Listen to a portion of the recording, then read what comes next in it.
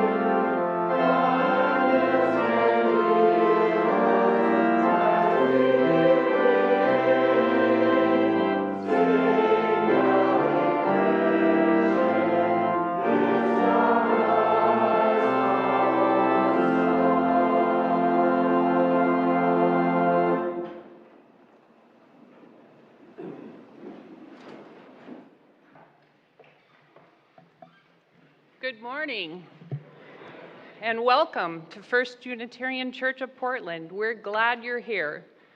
We are a multi-generational congregation and our community strives to put love at the center in all we do.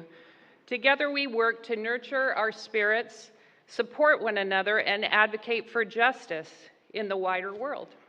We're not perfect, but we're committed to building a community where everyone can feel at home. Whether you're joining us for the first time or you've been coming for years, whether you're in the sanctuary or connecting with us online, you're a very important part of this experience, and we want you to feel at home. We welcome you wherever you are on your life's journey, in times of hope, in times of weariness, in times of joy, and in times of sorrow. If you're new here today, or newish, we invite you to join us at the Welcome Circle after the service right over here in the North Gallery, where you can learn more about who we are, what we do, ask some questions, meet some other new folks, and other congregants.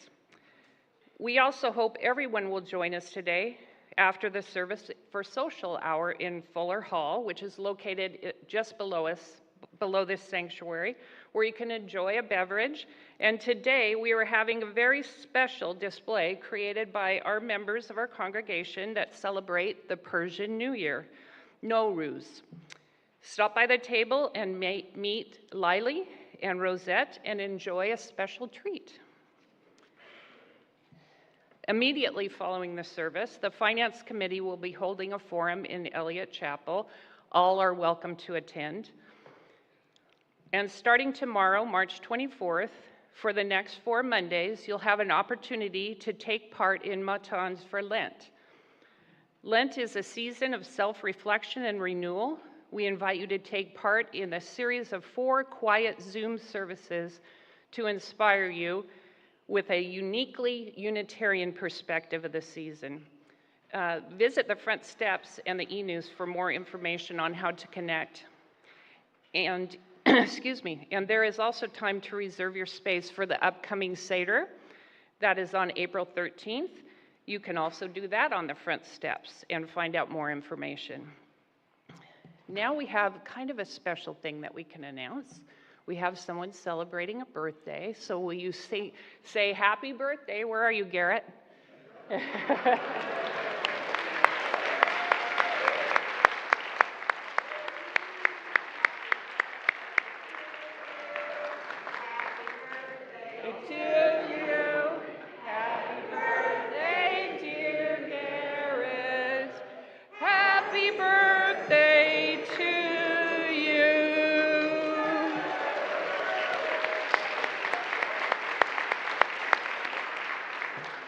Now for something completely different. This morning, we have the opportunity to learn more about additional ways to connect and engage from our own Evie Zake and Sharon Dawson.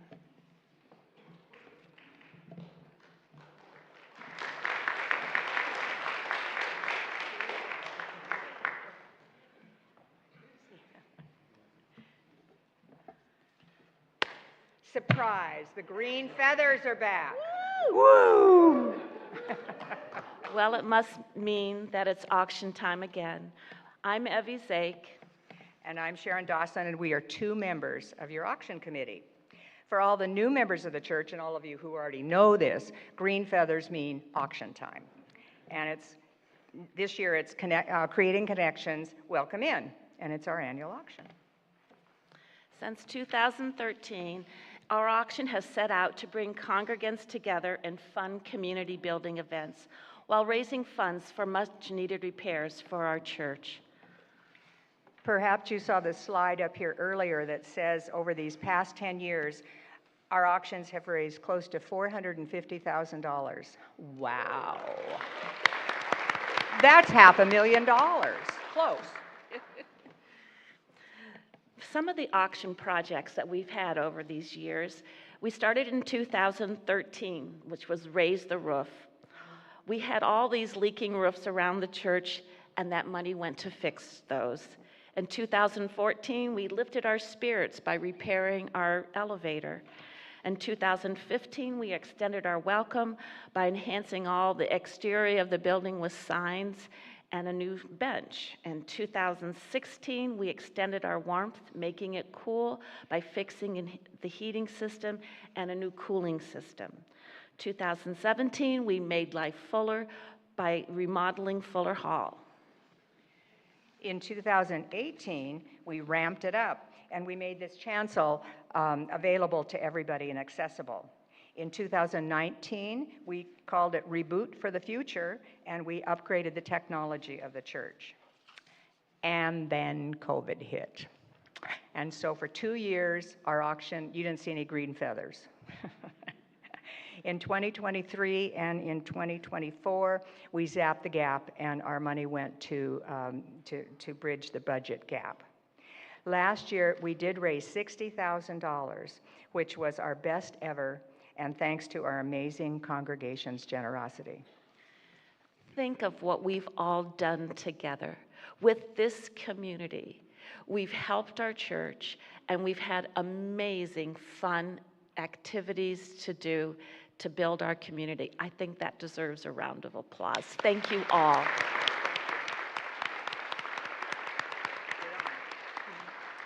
This year, our auction is raising money for a new welcome desk and to provide security to keep our campus safe. So there's 3 ways that you can participate. 1 is to donate.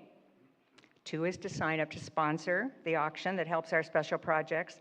But most importantly, 3 will be the bidding, where we will ask you to bid often, and then more often, and up, and more up, and more up. So that's good. Bid generously, you always have in the past. The auction starts April 20th online, but you can join us in Fuller Hall on April 20th and 27th to see all the offerings and buy some pies that the Alliance makes. May 4th will be our big celebration for your whole families with games, face painting, food, and entertainment. And oh yes, you can keep building till 5 o'clock that day. But today we're starting to take donations, and you can sign up to be a sponsor. So come downstairs to learn more about donating events, services, and vacation homes. You can register for the auction. And this year, everyone needs to re-register. Your registration isn't good for last year because it messed up our software. So please register for the auction. We want to know you're coming. So just look for the green feathers and be a part of this amazing auction this year. Thank you. Thanks.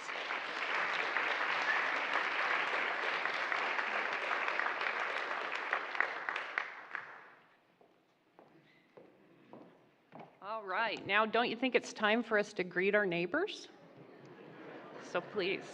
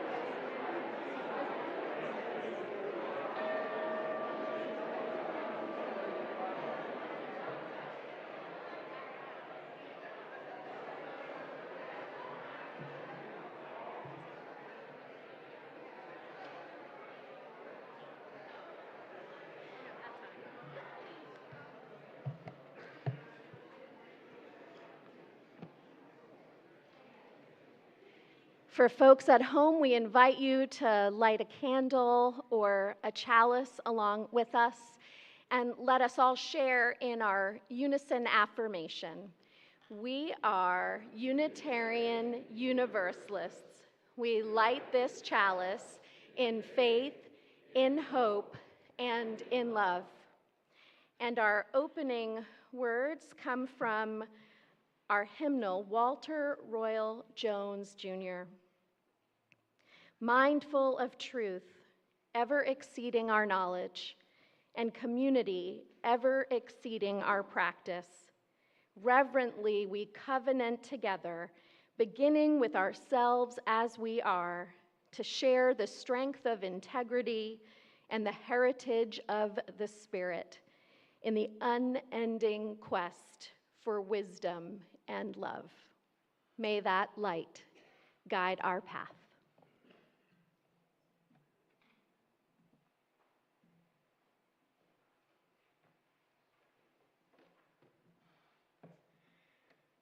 The first anthem you'll hear from the choir this morning is Be Thou My Vision, in the month of vision. How about that? The text that we have for this one is different than the version that we're used to in our hymnals. This is the traditional Irish setting in its original form. And I find that in the month of vision, the way that the choir and the ministry works together in ways that we explore vision and different perspectives. Even if this may not be your own, consider what this means for someone else. Thank you.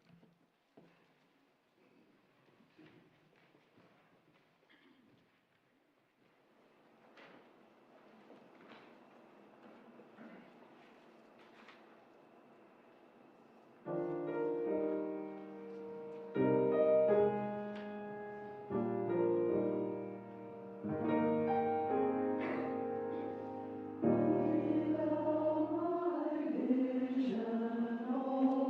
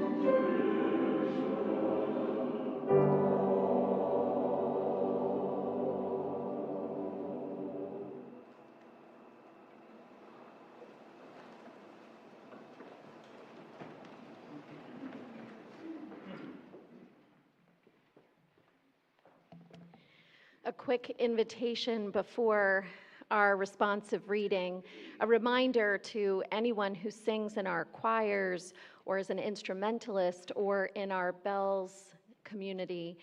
We have a vision exercise following this service about the future of our music program that you're invited to, and the wider congregation that will be next week after the service.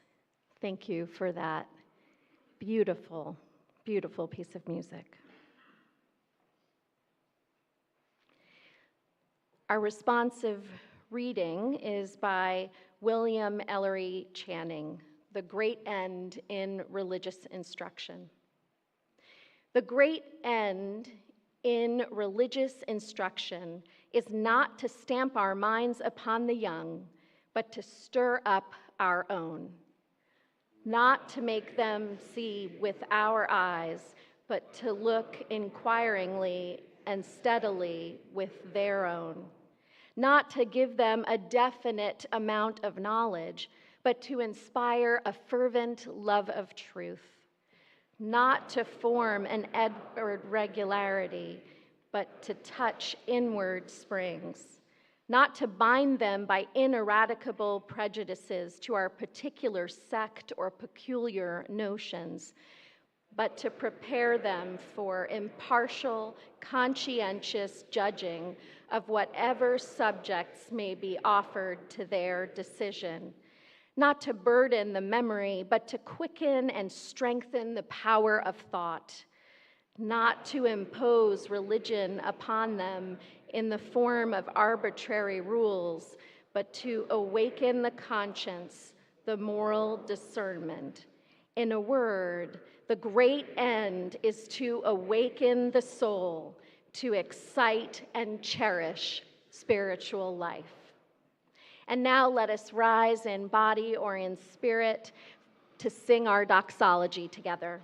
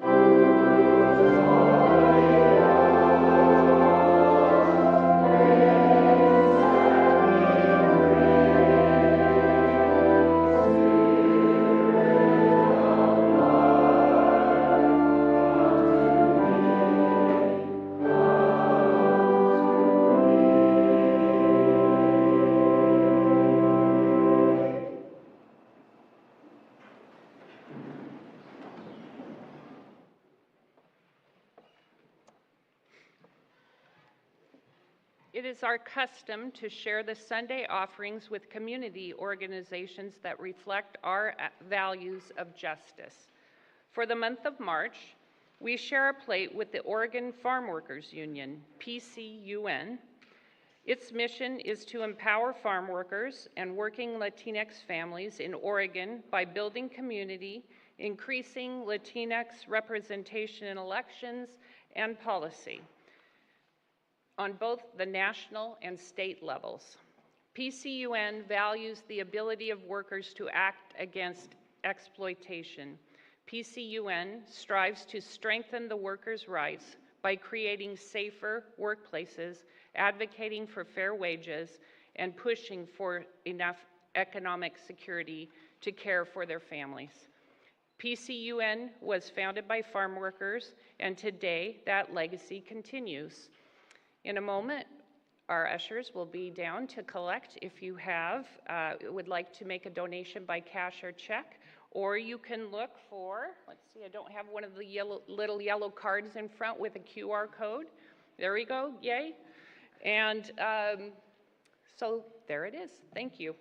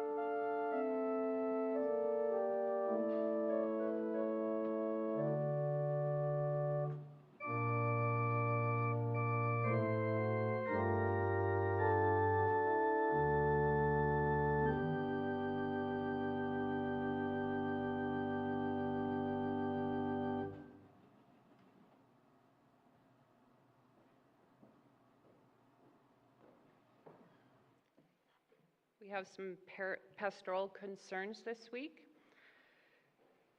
Marilee Thompson, a longtime member since 1998 and Legacy Society member, died on February 18th at Willamette View. Member Dean Baker had a seizure on March 17th and is currently recovering at Holiday Park Plaza for a few days of rehab. He hopes to be home soon, and he appreciates healing thoughts and prayers. Christopher Dew's mother was hospitalized briefly following an injury. Christopher was able to travel to be with her and is pleased to report that she is now recovering from home. Each week, our lay ministry team and our caring community hold you and your needs and thoughts, hold you in their hearts and with their prayers of concern. If you would like to light a candle in either one of our side galleries, you can do so, and also submit a request to have your concern mentioned in the service. You can also send an email to prayers@firstunitarianportland.org to also have those prayers held for you through the week.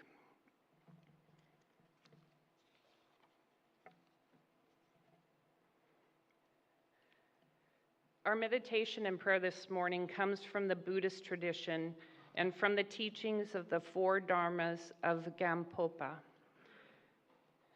Take a minute to center yourself.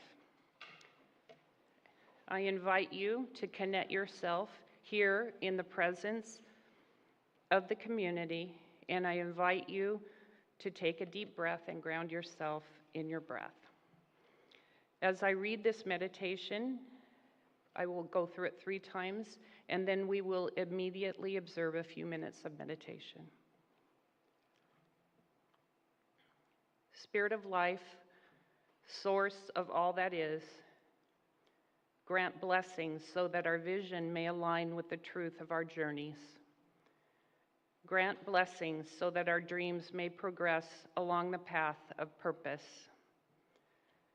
Grant blessings so that the path may dissolve doubts and fears. Grant blessings so that the charity may transform into wisdom, guiding us toward connection and fulfillment. Grant blessings so that our vision may align with the truth of our journeys. Grant blessings so that our dreams may progress along the path of purpose. Grant blessings so that the path may dissolve doubts and fears.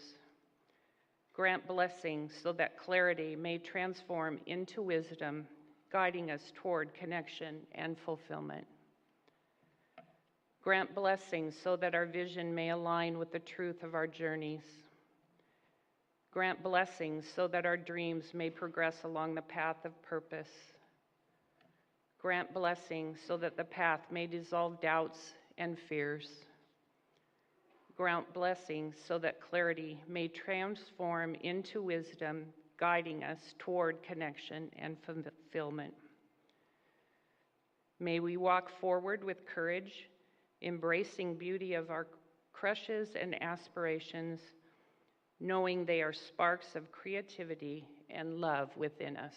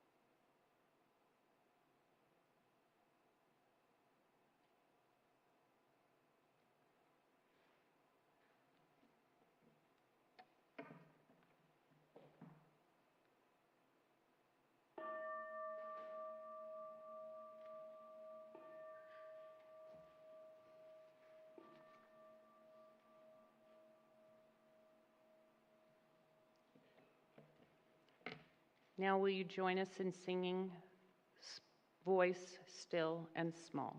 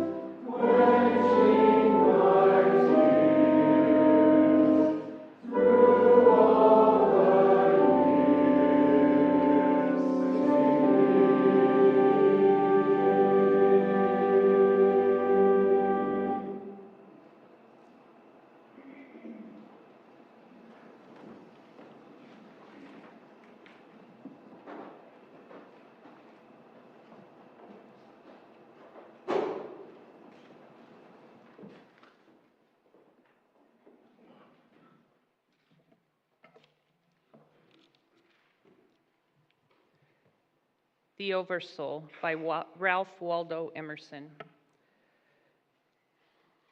Let us learn the revelation of all nature and thought, that highest dwells within us, that the sources of nature are in our own minds. As there is no screen or ceiling between our heads and the infinite heavens, so there is no bar or wall in the soul where we, the effect, cease, and God, the cause, begins. I am constrained every moment to acknowledge a higher origin or events than the will I call mine.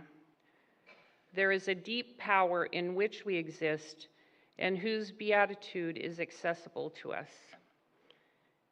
Every moment when the individual feels invaded by it is memorable.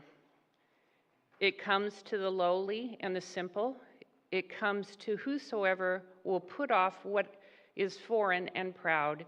It comes as insight. It comes as serenity and grandeur. The soul's health consists in the fullness of reception. Forever and ever, the influx of this better and more universal self is new and unsearchable. Within us is the soul of the whole, the wisest silent, the universal beauty to which every part and particle is equally related to the Eternal One. When it breaks through our intellect, it is genius. When it breathes through the will, it is virtue. And when it flows through our affections, it is love.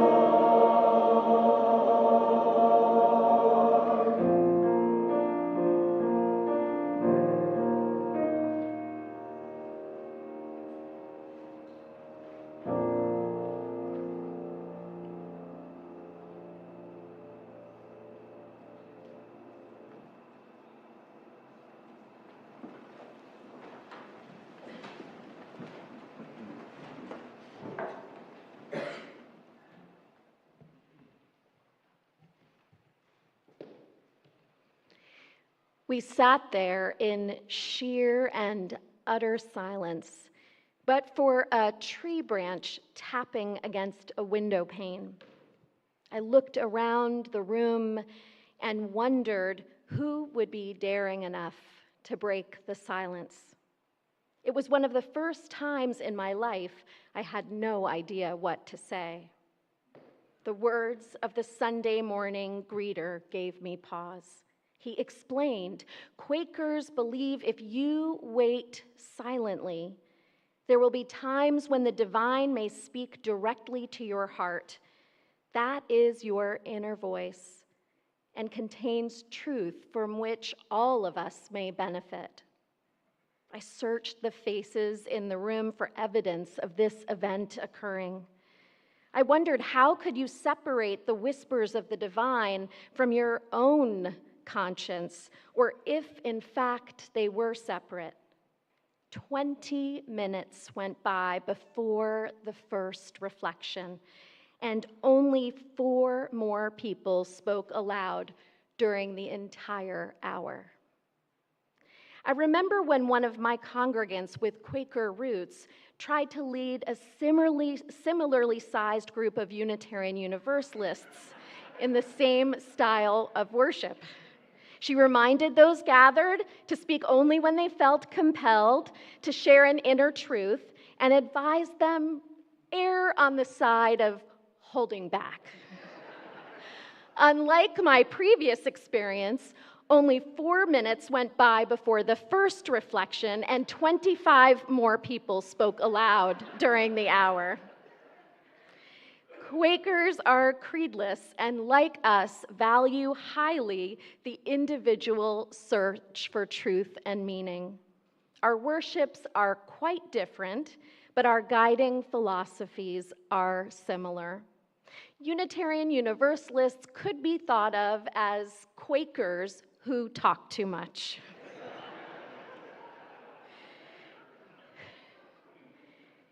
It is an increasingly difficult task to learn to hush the noises that surround us and the voices that compete in our head.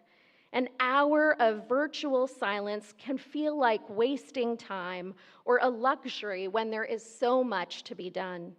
Not to mention that there are fewer and fewer places where this is even possible. Televisions blare with arguments on what it means to be a true American or a good parent. Computers, phones, and other machines compete for airtime at work or on campus. Unless we intentionally create a space for quiet in our lives, we may accidentally find that we have none.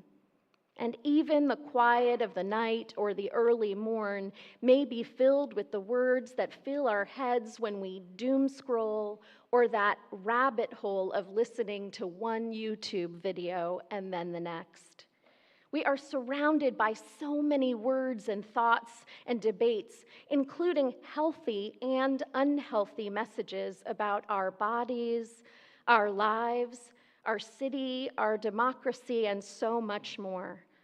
The you can never be enoughness of it all has taken a toll on everyone, especially our collective and individual emotional and spiritual well-being. While there is value in some of it, and escapism and avoiding what is happening all around us in the news is its own kind of problem, consuming all of the news and all of the noise without filters and without time away is also a destructive force. Slowly, it is possible to forget who we are when we are alone with our thoughts. If the divine were to whisper to our true selves, we might find that we have no sense of the divine, or more importantly, no sense of our true selves. As well-known Quaker author Parker Palmer writes, before you tell your life what you intend to do with it, listen for what it intends to do with you. If we do manage to find places of quiet, it may still be difficult to silence the echoing demands of families, coworkers, school, or society. We must learn to recognize the sound of our own voice speaking about who we long to be and how we long to act. The still small voice within, or the far less still stirrings of our soul.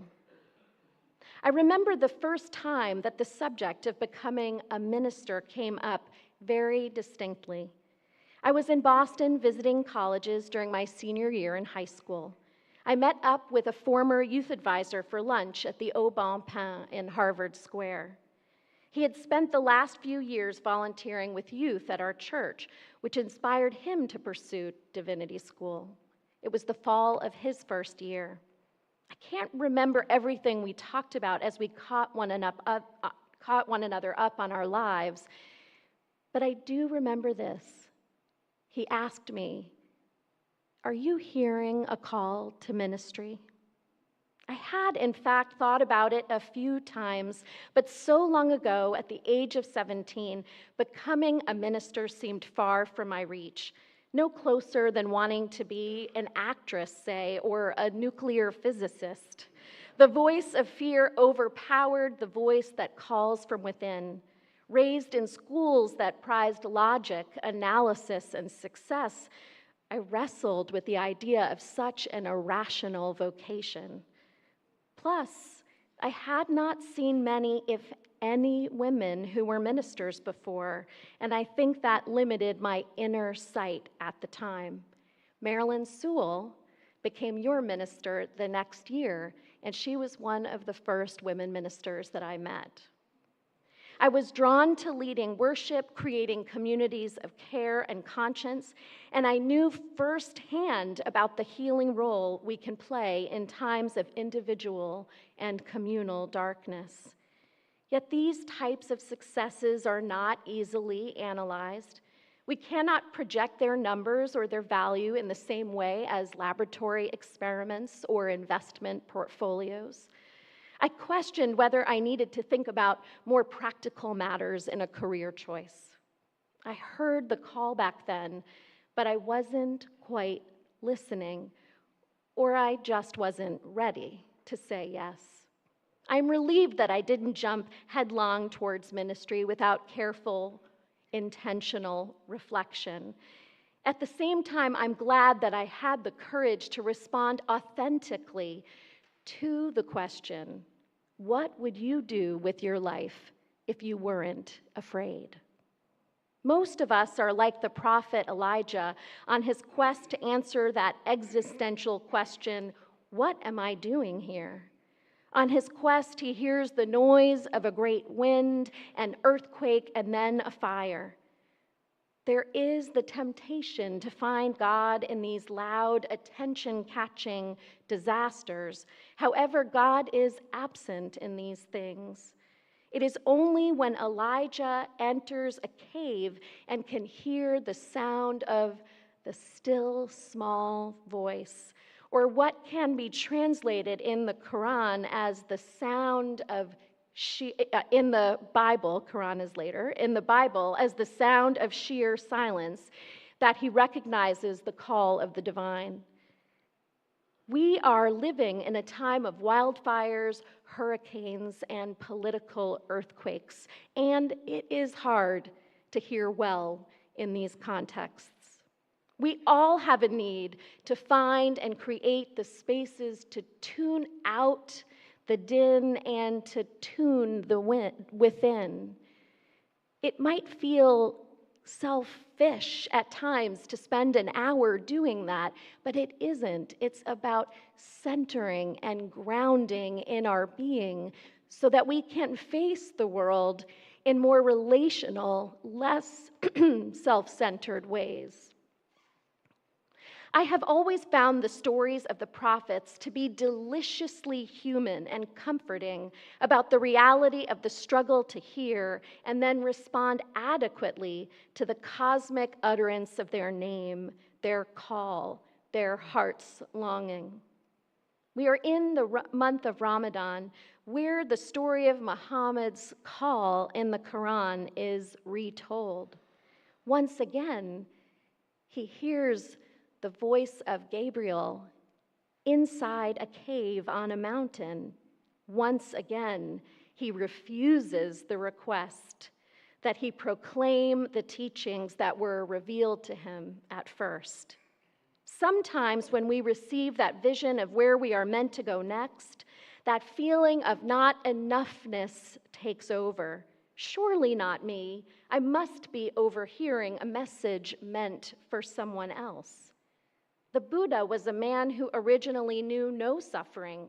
How could he be called to teach the world the meaning of suffering? Moses stuttered.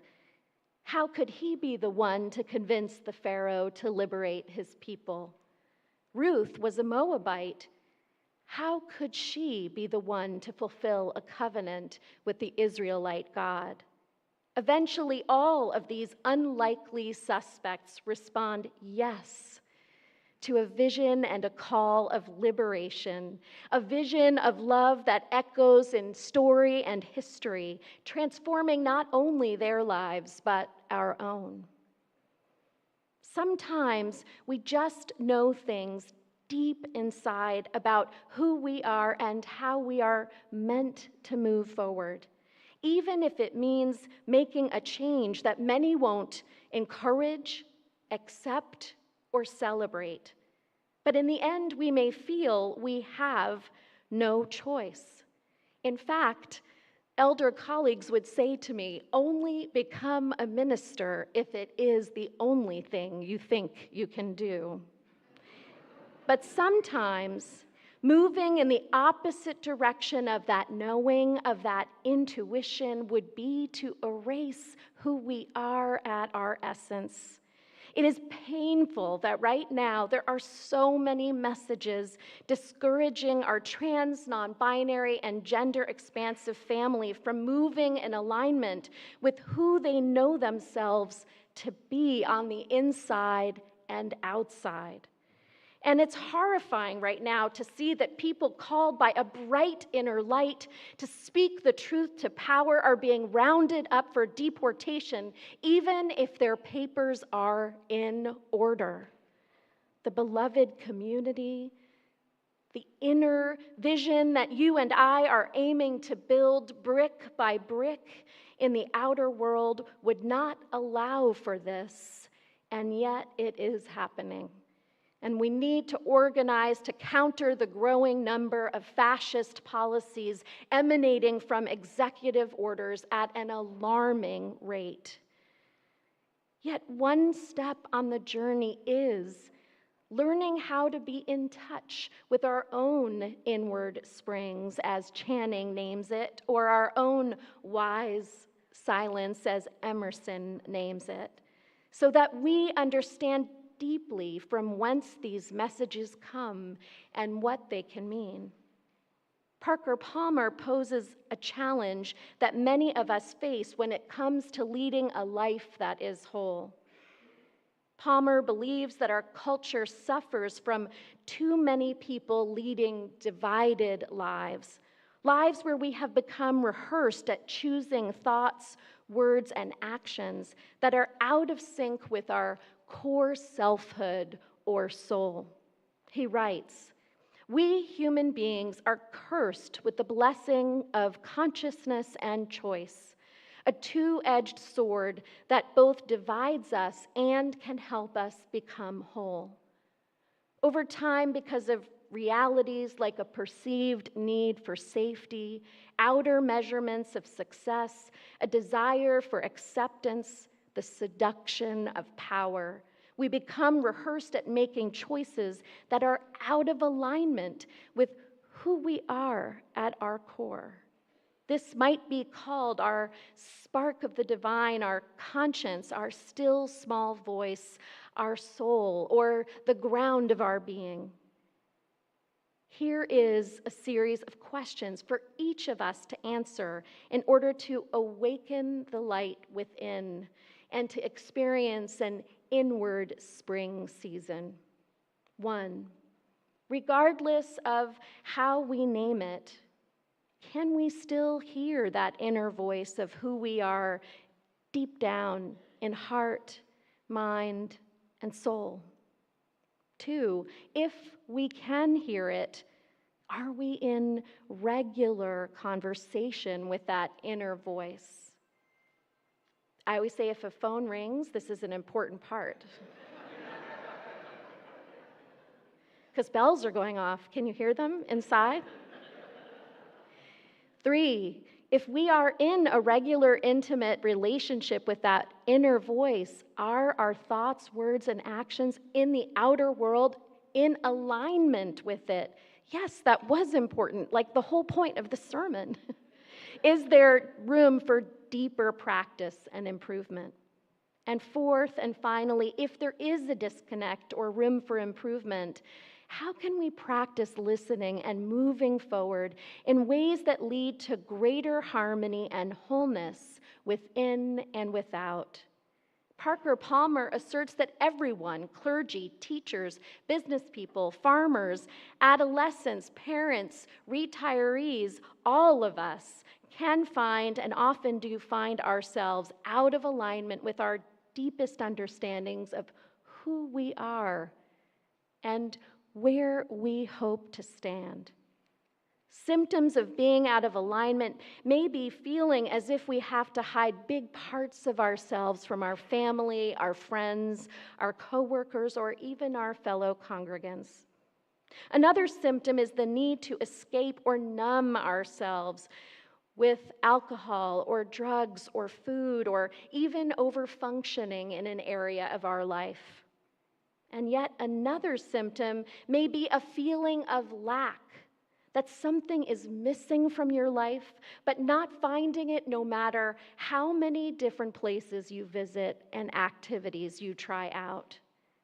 The major defining problem is that as if there is too great a chasm between our inner light and the life we are leading, then we basically have failed to show up in the world. Talk about an existential problem. Palmer writes, we sense that something is missing and search for the world for it, not understanding that what is missing is us. The challenge, put another way, is to live an authentic, whole, and integrated life. So how might we go about this? The answer lies in a mixture of solitude and community. First, instead of writing a list of to-dos to add to your daily tasks, this is about paring back and fasting from practices connected with both Ramadan and Lent, which also began a couple of weeks ago. Listening to the dreams that lay claim to your soul will require the space to listen deeply and creating the space for something new to be born. Carve out time for you to be alone with your thoughts and to practice listening to yourself without judgment. Spiritual practices can be helpful in this endeavor. Meditation, prayer, journaling, and hiking in the woods can all provide doorways to that still, small voice.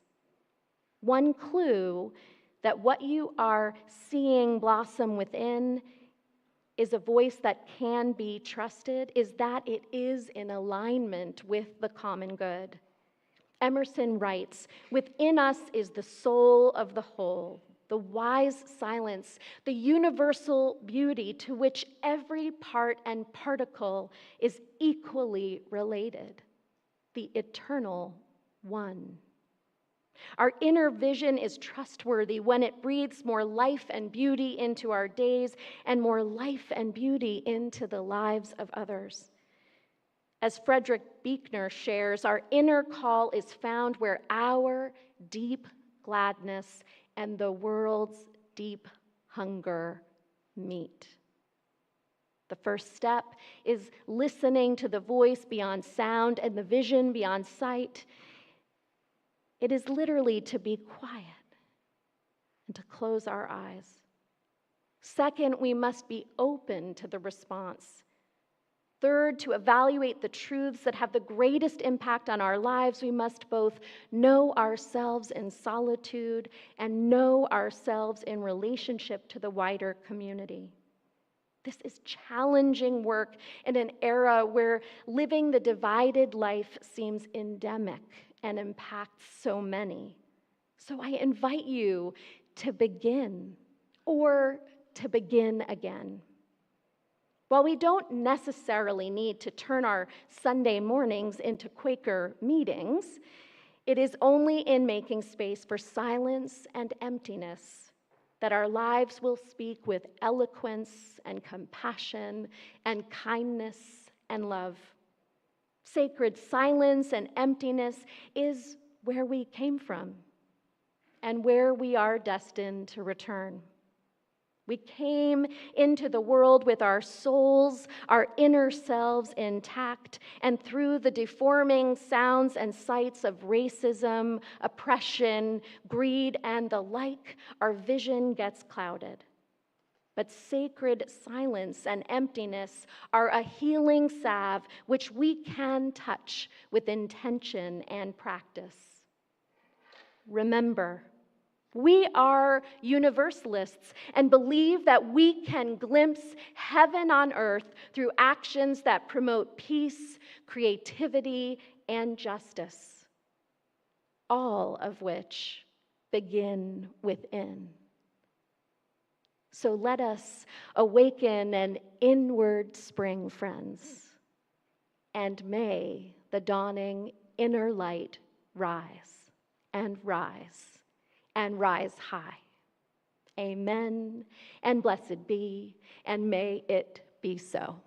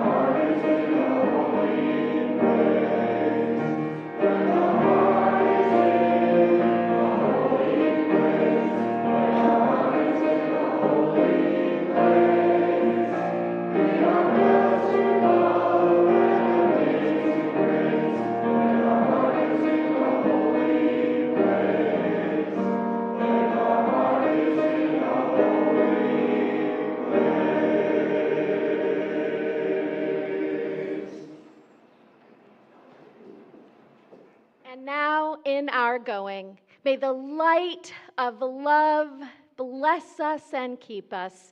May it shine down upon us. May it be gracious unto us. May it radiate out from within us. And may it make all of us builders of peace, creativity, and justice. For this is the day that you and I are given. So let us rejoice in it and be glad. Go in peace. Practice love.